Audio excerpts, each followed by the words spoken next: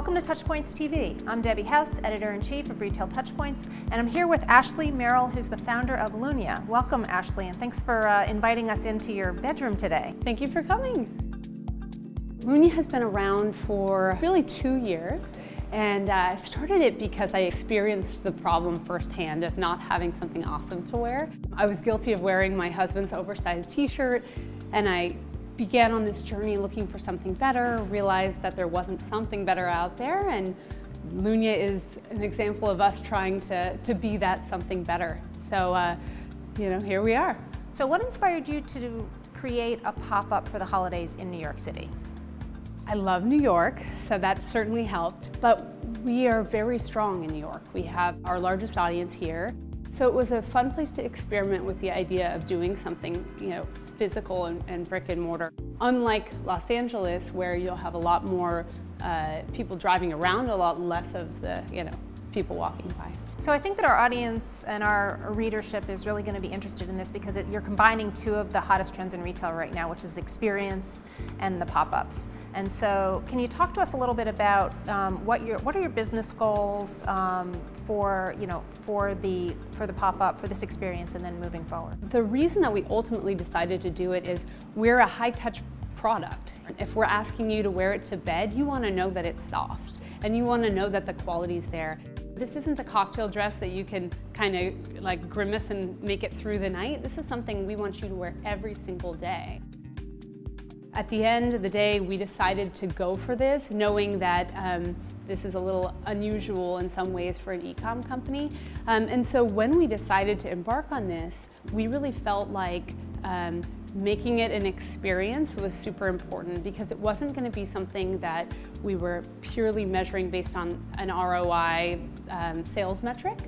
We're a young brand. There's a huge brand story here.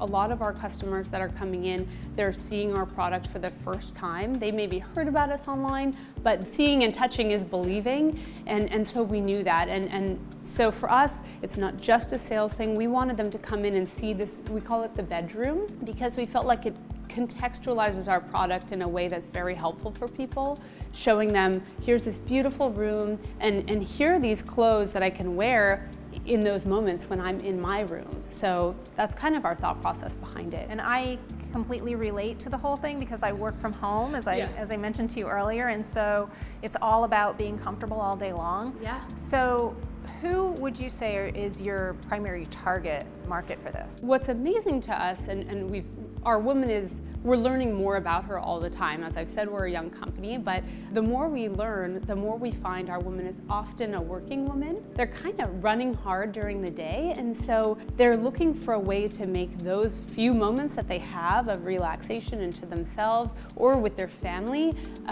the best they can be. So some of us get tired of wearing old ratty t-shirts with holes in them all day while we're at home working. It would be nice to have something a little bit more comfortable and stylish. Yeah, not an uncommon story. We hear that a lot. So I think they're excited to finally have an alternative to that t-shirt. Yeah. So talk to us a little bit about how you're promoting the pop-up. We received a press release, but other than press information, are you holding events? How are you marketing the concept? Yeah, so the first thing we did is actually reached out to our customers here. We've been so lucky to have a lot of real loyal supporters, and like I said, New York's our biggest market. So we thought, you know what, the best way to start even thinking about this is call the people that already love us and get some feedback from them on how to make this successful and enlist their help in making this work. And so they've done a great job supporting us so far. Social media has been a huge driver for us. A lot of the people that come in, I'd say over 70% of the people that come in, their destination, they're here specifically to see us. A lot of them are not people that have purchased from us already, but they're people that follow us on Instagram. And so like I said, this is giving them that opportunity to touch and see our product in person. Events are certainly part of this story. We're doing a block party event with a bunch of other pop-up brands. And then we've had a number of private events, even some yoga classes and that kind of thing. Maybe we can back up a little bit and talk about how you planned for the project, the timeline, the process, for other entrepreneurs who might want to do something similar to this. We're so lucky. We've grown very quickly in this past year in particular. And so I mean, as an example, our staff has increased from 4 to 10 in 4 months.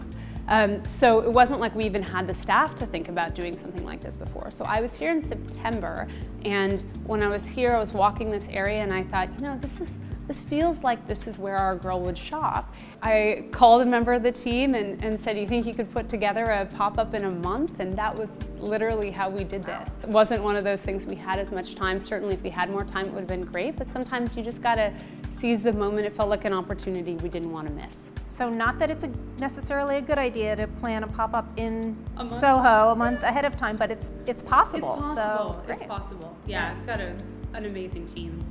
And how did you choose this specific location versus, I mean, it's a big city. We try to go to places that we feel like our girl will be, and when I looked around a lot of the other stores, I felt like they would be the kind of stores that I could see our girl going to.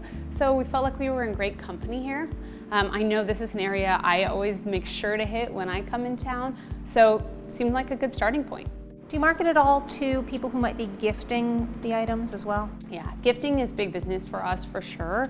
I think that pajamas are often something that people think of almost more to gift than for themselves, and so it's a great time to introduce them to the brand.